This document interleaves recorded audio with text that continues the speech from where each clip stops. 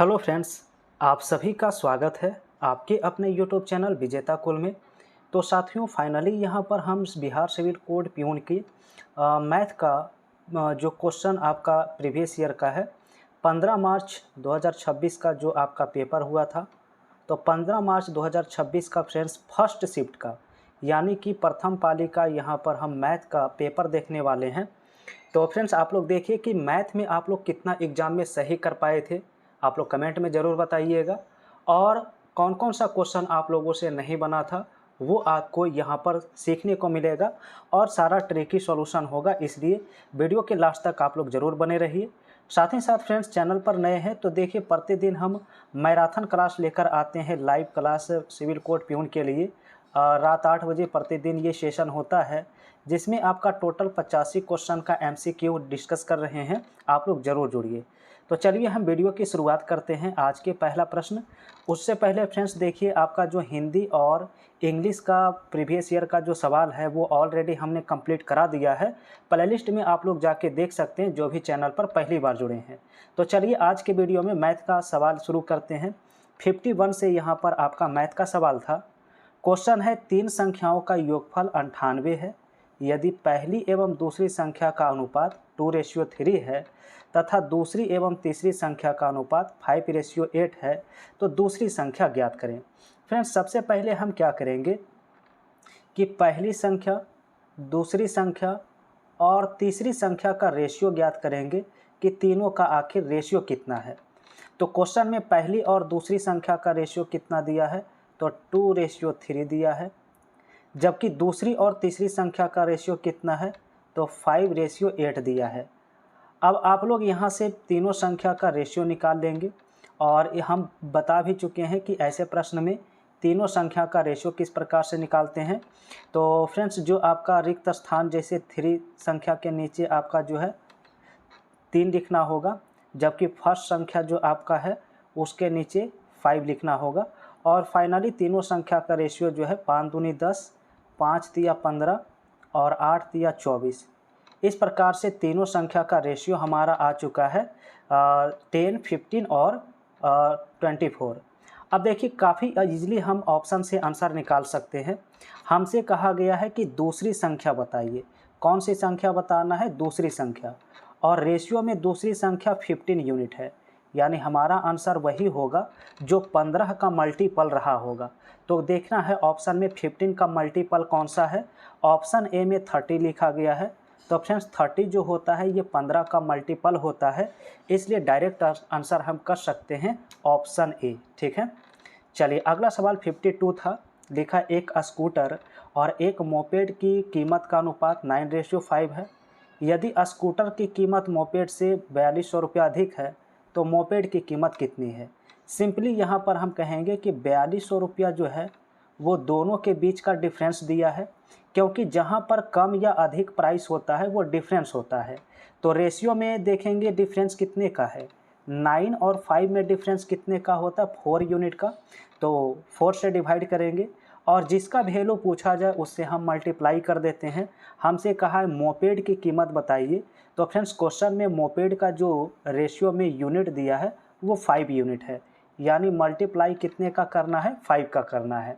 और यहाँ से आप फाइनली अगर शॉर्ट आउट कर रहे होंगे तो शॉर्ट आउट करने के बाद फाइनली 5250 इसका क्या आ जाएगा, राइट आंसर आ जाएगा इसकी कीमत। तो 5250 रुपया इसका सही आंसर है। ऑप्शन ए इस सवाल का क्या होगा, राइट आंसर। अगला क्वेश्चन 53 में दिया था कि एक योग क्लास है जिसमें 12 सदस्य थे। 2 सदस्य ने क्लास छोड़ दिया और 4 नए सदस्य शामिल हो गए। यदि सदस्यों का औसत उम्र 4 घट गया तथा कुल उम्र में 2 वर्ष की कमी हुई तो नई औसत उम्र बताइए क्या है। फ्रेंड्स, ये सवाल बिल्कुल अच्छा सवाल पूछा गया था और आप देखेंगे बिल्कुल ईजिली इसका आंसर निकाल सकते हैं। तो सबसे पहले एक तरफ हम लिखेंगे कि ओल्ड एवरेज कितना था, ओल्ड एवरेज, और दूसरी तरफ हम लिखेंगे न्यू एवरेज। दूसरी तरफ क्या रखेंगे, न्यू एवरेज, और दोनों तरफ यहाँ से कैलकुलेशन करेंगे। तो सबसे पहले देखिए कितने सदस्य थे, तो सबसे पहले लिखेंगे 12 सदस्य थे। कितने थे, 12 सदस्य। और हमने माना कि पहले इनका एवरेज x था, तो टोटल एज कितना हो जाएगा 12 इंटू एक्स हो जाएगा, इक्वल करेंगे। अब यहाँ पर कहा गया है आगे कि सदस्य में दो सदस्य छोड़ देते हैं। देखिए पहले 12 सदस्य थे, 2 सदस्य छोड़ दिया और 4 सदस्य और आ गया, तो टोटल अब सदस्य की संख्या कितनी हो जाएंगी, तो 14 हो जाएंगे। यानी हम कह सकते हैं कि अब सदस्यों की संख्या 14 होगा। लेकिन एवरेज की अगर बात किया जाए तो एवरेज में 4 वर्ष की कमी हुई, यानी पहले अगर एवरेज x वर्ष था तो अब इसमें 4 वर्ष की कमी हो गई, यानी अब एवरेज हमारा x-4 रहेगा। अब लास्ट में देखेंगे, कहा गया कुल उम्र में 2 वर्ष घट जाता है, तो फाइनली टोटल जो आयु पहले 12x निकल के आया था, इसमें 2 की कमी हो जाएगी। बस इतना ही आपको करना है। आप यहाँ से x का वैल्यू निकालिए, x का वैल्यू क्या आता है, चलिए एक बार यहाँ से सॉल्यूशन करके देख लेते हैं। तो फाइनली फ्रेंड्स यहाँ से x का वैल्यू निकालेंगे तो आपका जो वैल्यू आएगा 12x माइनस का 2 और इक्वल में आपका 14x और माइनस का 14 चौक 56 हो जाएगा।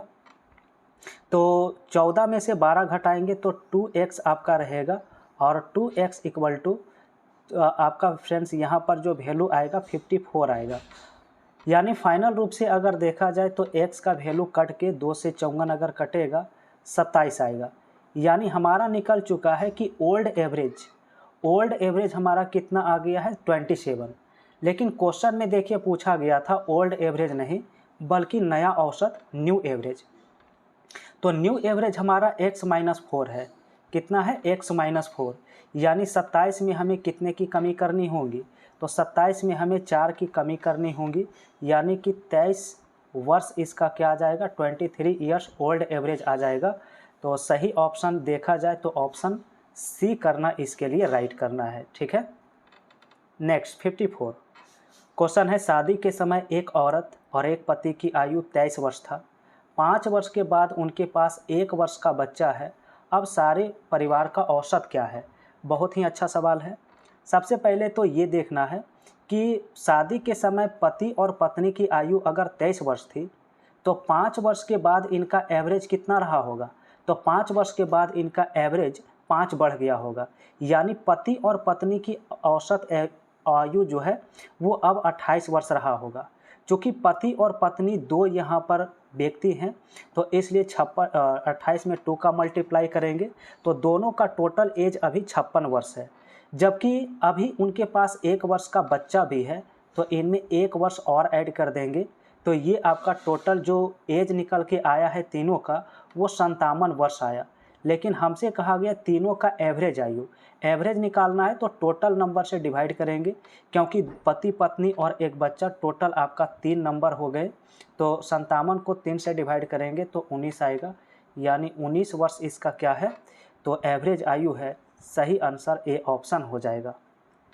अगला क्वेश्चन 55 सवाल है कि 8 वर्ष में साधारण ब्याज की दर से दोगुना हो जाता है कोई धन, तो रेट ऑफ इंटरेस्ट बताइए।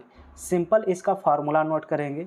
रेट इक्वल टू होता है n-1 और बटा में t, यानी कि कितना गुना हुआ है, तो क्वेश्चन में 2 गुना था तो 2 में से 1 माइनस करना है और इंटू में 100 करना है। क्वेश्चन फार्मूला में 100 छूट गया है, इंटू में 100 और बटा का टाइम, ठीक है फ्रेंड्स। यहाँ पर फार्मूला में 100 छूट गया है, 100 मल्टीप्लाई करना होता है, ठीक है। तो फाइनल यहाँ से अगर आप आंसर ज्ञात करेंगे तो क्या आएगा, तो फाइनली इसे सॉल्व करेंगे तो फ्रेंड्स यहाँ से जो वैल्यू आएगा 100/8 आएगा। 100 को अगर 8 से डिवाइड किया जाए तो 12.5% इसका आंसर आएगा। कितना आएगा 12.5%। तो कौन सा ऑप्शन राइट है, सी ऑप्शन राइट है। क्वेश्चन अगला है 56 में। अब यहाँ पर लिखा है साधारण ब्याज की दर से कोई धन 20 वर्ष में 2 गुना हो जाता है, इस धन को 3 गुना होने में कितना समय लगेगा। देखिए इसका बहुत ही अच्छा ट्रिक यहाँ पर हम डिस्कस करने वाले हैं।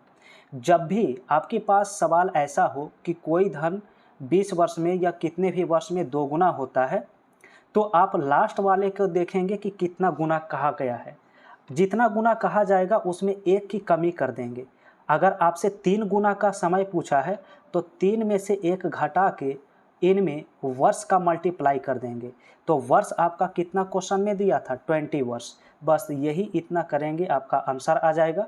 3 में से 1 घटेगा तो 2 होगा और 2 का मल्टीप्लाई 20 में करेंगे तो 20 दूनी 40 वर्ष इसका क्या आ जाएगा राइट आंसर। तो 40 ईयर्स इस सवाल का ऑप्शन डी करना होगा। ठीक है, नेक्स्ट 57।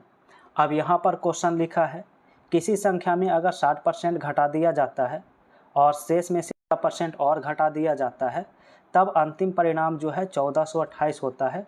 मूल संख्या बताइए। फ्रेंड्स मूल संख्या पूछा है तो हमने माना कि मूल संख्या x है, हमने कुछ पल के लिए जो माना है वो x है। अब देखिए 60% अगर आप किसी में से माइनस करेंगे तो आपके पास कितना बचेगा, 100 में से हम 60 अगर माइनस कर देंगे तो 40% बचेगा।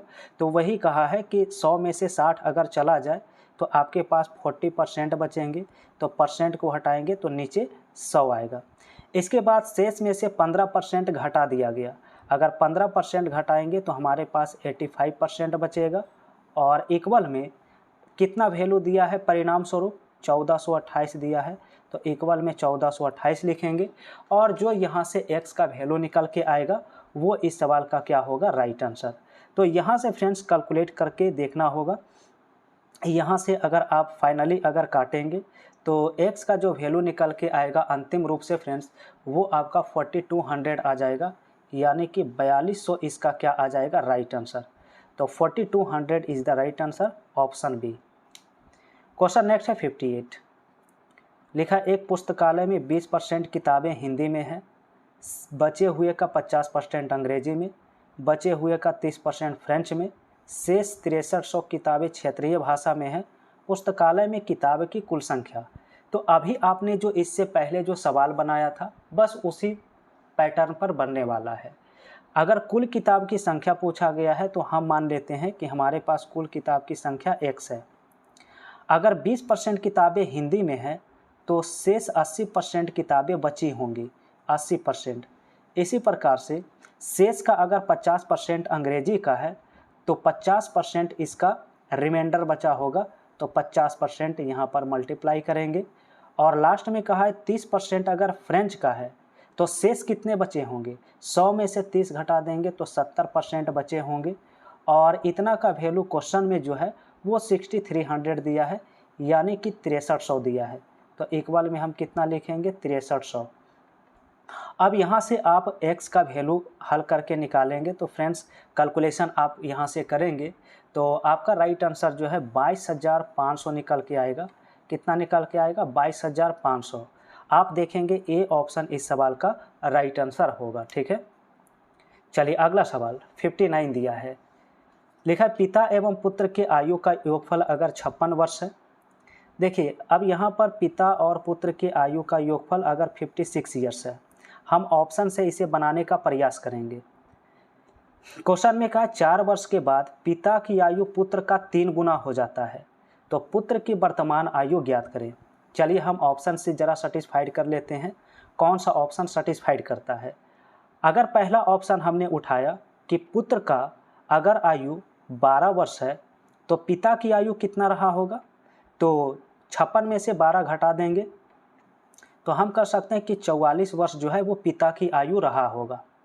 अब सवाल में कहा है कि 4 वर्ष के बाद पिता की आयु पुत्र का 3 गुना होना चाहिए, तो हम ऐसा करते हैं कि दोनों में अगर 4 वर्ष ऐड कर देते हैं और देखते हैं कि 4 वर्ष जोड़ने के बाद क्या ये 3 गुना होता है या नहीं। तो 12 4 16 होगा पुत्र की आयु, तो पिता की आयु 48 वर्ष हो जाएगा। अब आप देखेंगे 16 तिया 48 होता है, तो यहाँ पर 3 मल्टीपल हो गया, तो सेटिस्फाइड तो हो चुका है, इसलिए ए ऑप्शन ही इस सवाल का राइट आंसर हो जाएगा। अगला क्वेश्चन 60 पूछा गया था। लिखा एक पिता तथा उसके पुत्र की आयु का अनुपात 17:7 है। 6 वर्ष पूर्व यह अनुपात क्रमशः 3:1 था। पिता की वर्तमान आयु ज्ञात करें। अब देखिए अगर आप इस एग्ज़ाम में बैठे होंगे और इस सवाल को अगर विदिन सेकेंड आंसर नहीं दिए होंगे तो आपका समय ज़्यादा कंज्यूम हुआ होगा। देखिए आप यहाँ पर डायरेक्ट आंसर कर सकते थे एग्ज़ाम हॉल में। आपसे पूछा था पिता की वर्तमान आयु, तो हम सिर्फ रेशियो देखेंगे और रेशियो से आंसर करेंगे। वर्तमान आयु में पिता का जो दिया है रेशियो वो 17 है, यानी हमारा आंसर वही होगा जो 17 का मल्टीपल रहा होगा। तो 17 का मल्टीपल 64 नहीं होता, ना तो 54 होता है, ना तो 58 होता है, हाँ 51 होता है 17 का मल्टीपल, इसलिए डायरेक्ट आंसर बी करेंगे, 51 इसका राइट है। और इसका कॉन्सेप्ट तो हम बहुत बार डिस्कस किए हैं, आप लोग लाइव सेशन में जुड़िए, वहाँ पर डिटेल डिस्कस करते हैं। नेक्स्ट 61, अब ये सवाल हम कई बार ऑलरेडी डिस्कस कर चुके हैं। एक लड़का 10 रुपया में 11 केले की दर से ख़रीदा और 11 में 10 की दर से बेचा, तो उसका प्रॉफिट परसेंट क्या है। सिंपली हम क्या करेंगे, एक तरफ कॉस्ट प्राइस का रेशियो और दूसरे तरफ सेलिंग प्राइस का रेशियो लिखेंगे। 10 रुपया में 11 की दर से ख़रीदा तो हमें लिखना होगा 10/11, और सेल किया है 11 में 10 की दर से तो 11/10 लिखेंगे, और इनका क्रॉस मल्टीप्लाई करते हैं इस प्रकार से, क्रॉस मल्टीप्लाई, तो 10 दहें कितना होगा 100 होगा, जबकि 11 गुने 11 121, यानी 100 की वस्तु को अगर 121 में बेचा जाए तो कितने का प्रॉफिट हो जाएगा। तो इसका प्रॉफिट जो निकल के आएगा वो सिंपली हम कहेंगे 21। 100 से जितना ज़्यादा वही उसका प्रॉफिट परसेंट यहाँ पर होगा। तो सही आंसर इस सवाल का ऑप्शन नंबर सी होगा। ठीक है, आइए अगला सवाल 62 दिया है, लिखा है सवाल में, ये भी विदिन सेकेंड आपका आंसर होना चाहिए था। 62 में नो पेन नो पेपर इसमें यूज करना है। एक व्यक्ति अगर 144 में अपनी घड़ी बेचा तो उसका क्रय मूल्य के बराबर मुनाफा होता है, क्रय मूल्य बताइए। जब भी ऐसा प्रश्न आ जाए क्रय मूल्य के बराबर लाभ होता है तो आप दिए गए वैल्यू को दो टुकड़ा इस तरह से करेंगे कि जिनका डिफरेंस 10 आना चाहिए, 10 आना चाहिए। तो 144 को हम अगर 18 × 8 के रूप में तोड़ते हैं तो 18 × 8 144 होता है, और आप अगर 18 में से 8 माइनस करेंगे तो इनका बिल्कुल डिफरेंस 10 आपका सेटिस्फाइड करेगा। तो आंसर करने के लिए सबसे छोटा वैल्यू जो आपका होगा उसमें 0 बैठा देंगे, यानी सबसे छोटा वैल्यू 8 था, 8 पर शून्य अगर बैठाते हैं तो 80 इसका कॉस्ट प्राइस निकल के आएगा। सही आंसर इस सवाल का ए ऑप्शन है। और फ्रेंड्स, आप सभी को ये आपका मेथड अच्छा लग रहा हो तो वीडियो को लाइक ज़रूर कर दीजिएगा, शेयर करिएगा, और पहली बार जुड़े हैं तो चैनल को भी सब्सक्राइब करके रखिए ताकि नोटिफिकेशन आप तक पहुंचता रहे। आइए अगला सवाल 63 आपसे क्या पूछा गया था। लिखा ए और बी एक काम को 8 दिन में करते हैं, जबकि बी और सी इसे 12 दिन में करते हैं, और सी और ए इसे 15 दिन में करते हैं। सी अकेला काम को कितने दिन में करेंगे। अब ये सवाल तो कई बार हम ऑलरेडी डिस्कस कर ही चुके हैं, तो हम क्या करेंगे, यहाँ से जो आपका दिया है ए और बी, तो ए और बी मिलकर काम को 8 दिन में कर रहे थे, जबकि बी और सी दोनों मिलकर काम को कितने दिन में कर रहे हैं, तो 12 डेज में। जबकि सी और ए काम को कितने दिन में करते हैं, तो सी और ए 15 दिन में करते हैं। अब हमारा काम होता है कि ऊपर जो आपकी संख्याएं हैं उसका एलसीएम निकालना। तो फ्रेंड्स, अगर आप एलसीएम निकालते हैं 8, 12 और 15 का, तो एलसीएम इसका 120 आएगा, यानी टोटल वर्क 120 है। अब इनका एफिशिएंसी निकालिए। तो 8 से अगर 120 को डिवाइड करेंगे तो 15 बार में कटेगा, 12 से 120 10 बार में कटेगा, और 15 से 8 बार में। तो यहाँ से ए बी बी सी और सी ए का कैपेसिटी है, लेकिन हमें तो सी की कैपेसिटी चाहिए। तो फ्रेंड्स, सी का कैपेसिटी हम कैसे निकाल पाएंगे, इसे समझना होगा। तो सबसे पहले हम क्या करेंगे कि तीनों का ए प्लस बी प्लस सी, तीनों का कुल कैपेसिटी कितना होगा। तो तीनों का कैपेसिटी निकालने के लिए जो तीनों की इफ़िशियंसी है उसे जोड़कर आधा करते हैं, यानी कि 15 + 10 और +8, और इसका आधा अगर कर देते हैं तो तीनों का कैपेसिटी एक साथ आ जाता है। तो ऊपर आप ऐड करेंगे 25 और 8 33, 33/2 करेंगे तो 16.5, यानी कि ए प्लस बी प्लस सी तीनों की कुल कैपेसिटी कितना है, 16.5 है। लेकिन हमें तो पूछा गया सी की कैपेसिटी के बारे में। तो सी का कैपेसिटी अगर आप निकालना चाहते हैं तो 16.5 में से माइनस करना होगा। कितना माइनस करना होगा, तो ए प्लस बी अगर हम घटा देते हैं, ए प्लस बी अगर घटा देते हैं ए बी सी में, तो सिर्फ सी का कैपेसिटी बच जाएगा, यानी कि 16.5 में से कितना माइनस करना होगा, तो फ्रेंड्स 15 माइनस करना होगा। तो 16.5 में 15 घटाएंगे तो 1.5 आएगा। अब देखिए फाइनली हमारे पास सी की कैपेसिटी निकल गया है कि 1.5 है। तो हम सी के द्वारा जो काम करने की जो समय है वो पता कर सकते हैं। सी का जो समय होगा, जो टाइम होगा, वो कैसे निकलेगा? तो टोटल काम 120 करना था, जबकि सी की कैपेसिटी 1.5 आया है, तो 120 में 1.5 का डिवाइड करेंगे और 1.5 का डिवाइड करेंगे तो डेसिमल को हटाएंगे तो एक जीरो जाएगा। 15 अट्ठे 120 होता है और एक जीरो आएगा। यानी हम कह सकते हैं कि सी को पूरा काम समाप्त करने में 80 दिन का समय लग जाएगा। आप यहाँ से ऑप्शन ए अगर आपने मार्क किया था एग्जाम में तो ये आपका राइट आंसर था। चलिए अब देखिए 64 में क्या पूछा था। लिखा है किसी रकम का 7वां हिस्सा और मिला दिया जाए तो वह 40 हो जाता है, रकम क्या है? सिंपली हमने माना कि वो रकम 100 रुपया था और कहा है इसी का अगर आप 7वां भाग जोड़ देते हैं इसमें तो ये 40 के बराबर होता है। अगर आप इसे हल करेंगे तो 8x और बटा में 7 आएगा और इक्वल में आपका 40 रहेगा।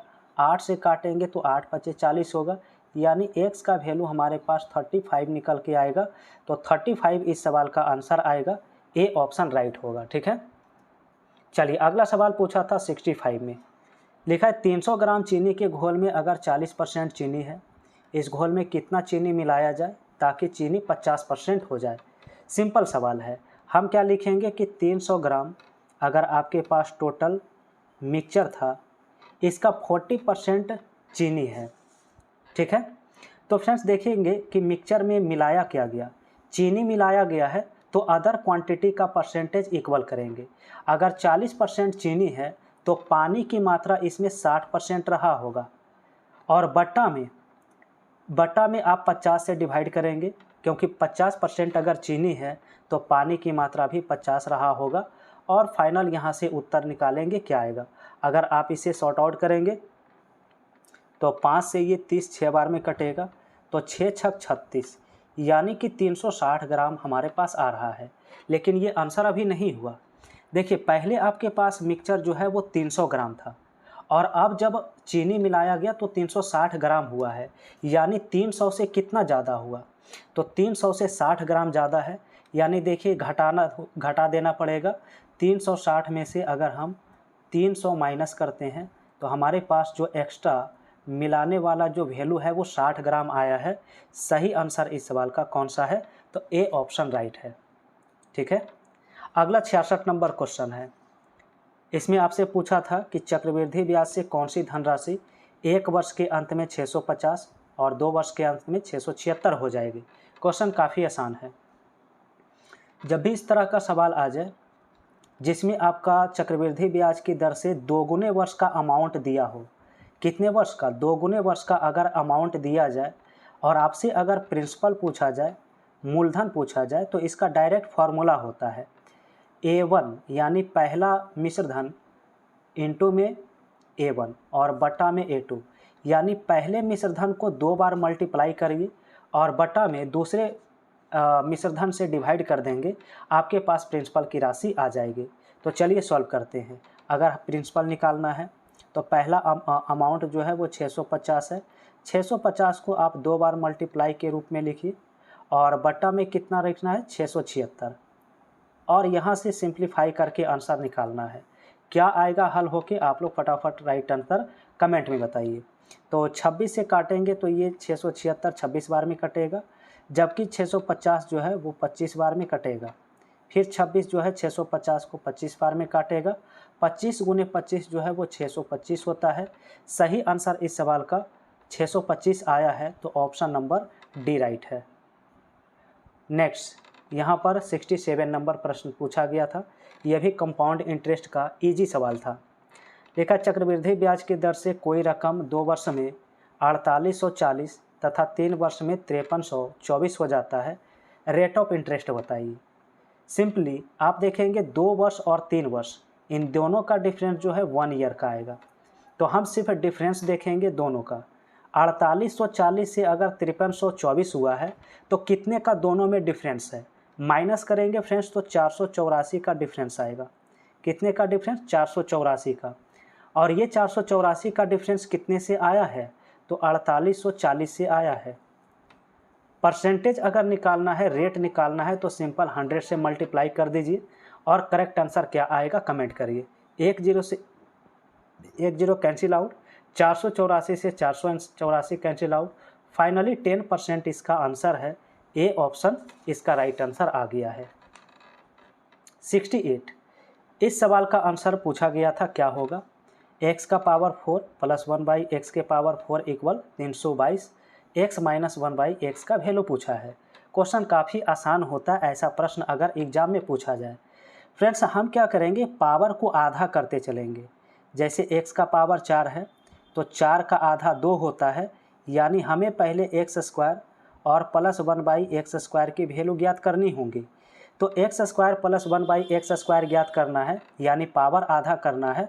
तो दी गई जो पहले की वैल्यू है उसमें हम 2 जोड़ के और स्क्वायर रूट निकालते हैं, यानी कि 322 में 2 जोड़ के और अगर इसी का स्क्वायर रूट निकाल दें तो आपका वैल्यू निकल के आ जाएगा x² प्लस 1/x² का।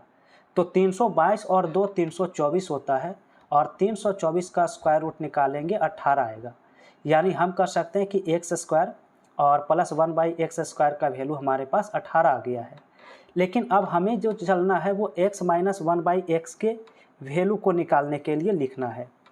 तो फ्रेंड्स फिर से आप यहाँ पर ध्यान देंगे, अगर आप x² प्लस से x माइनस 1/x के ऊपर आते हैं, माइनस में आते हैं, तो दी गई पहले की जो संख्याएं हैं उनमें 2 घटा के और स्क्वायर रूट निकालना होगा, यानी 18 जो आपका वैल्यू आया था इसमें 2 माइनस करके और इसी का स्क्वायर रूट निकाल देंगे।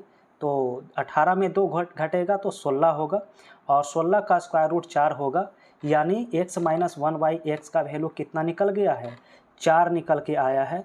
तो इस सवाल का सही आंसर ए ऑप्शन था। इसमें पेन भी लगाने की ज़रूरत नहीं पड़ता है ऐसा प्रश्न अगर एग्जाम में आता है। चलिए अगला 69 क्वेश्चन है, ए 1 किलोमीटर की दूरी 3 मिनट 10 सेकेंड में जबकि बी 3 मिनट 20 सेकेंड में तय करता है, तो ए जो है बी को कितनी दूरी से हराता है। क्वेश्चन बिल्कुल सिंपल है। हम क्या करेंगे कि ए और बी का जो टाइमिंग का रेशियो है उसे पहले लिखते हैं। ए और बी का टाइम का रेशियो क्या लगा, तो ए को जो है 3 मिनट और 10 सेकेंड, तो इसे फ्रेंड्स अगर हम सेकेंड में चेंज करें, 1 मिनट में 60 सेकेंड तो 3 मिनट में 180 सेकेंड और 10 सेकेंड और, यानी ए को कितना लगा होगा, तो 190 सेकेंड का समय लगा होगा। जबकि बी को लगता है 3 मिनट और 20 सेकेंड, यानी 180 सेकेंड और 20 सेकेंड और, यानी 200 सेकेंड का समय लगा है बी को। और एक कॉन्सेप्ट हम जानते हैं कि जब डिस्टेंस कांस्टेंट होता है तो टाइम का उल्टा स्पीड होता है या डिस्टेंस होता है। तो यहाँ पर स्पीड या डिस्टेंस का जो रेशियो होगा वो टाइम का अपोजिट होगा। तो टाइम का अपोजिट यहाँ से निकालेंगे, हालांकि यहाँ से आप चाहे तो 10 से 10 कैंसिल आउट कर सकते हैं। तो हमारा रेशियो जो आ जाएगा डिस्टेंस का वो आ जाएगा 12 रेशियो और 19 आ जाएगा, 20:19। चूँकि इसमें ए बी को हरा रहा है तो हम कह सकते हैं ए जो है वो टोटल डिस्टेंस ट्रेवल किया होगा। टोटल डिस्टेंस 1 किलोमीटर है, 1 किलोमीटर में कितने मीटर होते हैं, तो 1 किलोमीटर में 1000 मीटर, यानी कि ए जो है पूरा 1000 मीटर तय किया होगा। तो 20 का कितना मल्टीपल करना होगा, तो 20 का 50 मल्टीपल करना होगा। तो हमें 19 का भी 50 मल्टीपल निकाल देना है। 19 का 50 मल्टीपल निकालेंगे 950 मीटर आएगा, यानी हम कह सकते हैं कि अगर ए ने 1000 मीटर तय किया था तो बी जो है तब तक 950 मीटर ही तय किया। तो हार और जीत कितने मीटर से हुआ है, 50 मीटर से हुआ है। इसका सही आंसर 50 मीटर आएगा। कौन सा ऑप्शन राइट है, तो ऑप्शन ए राइट है। ठीक है। नेक्स्ट 70 नंबर लिखा है, उस वर्ग का क्षेत्रफल ज्ञात करिए जिसके विकर्ण की लंबाई 6 है। तो यहाँ पर फ्रेंड्स आप याद रखेंगे एक फार्मूला कि अगर विकर्ण की लंबाई दिया हो तो वर्ग का जो क्षेत्रफल होता है, एरिया होता है, वो होता है विकर्ण के स्क्वायर और बट्टा 2, डायगोनल का स्क्वायर बट्टा 2। तो डायगोनल दिया है 6, 6 का स्क्वायर और बट्टा 2 कर देंगे। 6 का स्क्वायर 36 होता है, बट्टा में 2 करेंगे काटेंगे तो ये 18 बार में कट जाएगा, यानी हम कह सकते हैं कि उस वर्ग का क्षेत्रफल जो है 18 वर्ग मीटर रहा होगा। ठीक है, तो फ्रेंड्स हमने अभी पार्ट 1 इसका वीडियो डिस्कस कर रहे हैं, पार्ट 1, जिसमें 70 तक ने हमने सॉल्यूशन किया है। कल के वीडियो में इसका नेक्स्ट पार्ट आपको देखने को मिलेगा, तो जहां पर 71 से 85 तक आपका पूरा प्रश्न कंप्लीट आपको देखने को मिलेगा। और इसके बाद जो आपका सेकेंड शिफ्ट का एग्ज़ाम था, वो भी आपका मैथ का कंप्लीट वीडियो हम प्रोवाइड करेंगे। तो फ्रेंड्स आप लोग कमेंट में बताइए कि आप लोग एग्ज़ाम में कितना मैथ में सही कर पाए थे, और जो क्वेश्चन आपसे अगर गलती हुई थी तो आप यहाँ से उसे एक बार रिवाइज ज़रूर कर लीजिए। ठीक है, और चैनल पर नए हैं फ्रेंड्स तो लाइव क्लास आप सभी का रात 8 बजे से होता है, वहाँ ज़रूर जुड़िए। और ये वीडियो आप सभी को कैसा लगा है मैथ का, आप लोग कमेंट में ज़रूर बताइए। आप सभी को वीडियो पसंद आया है तो लाइक ज़रूर कर दीजिए, शेयर कर दीजिए, और जो भी पहली बार जुड़े हैं फ्रेंड्स चैनल को सब्सक्राइब करके बेल आइकन की घंटी प्रेस कर लीजिए।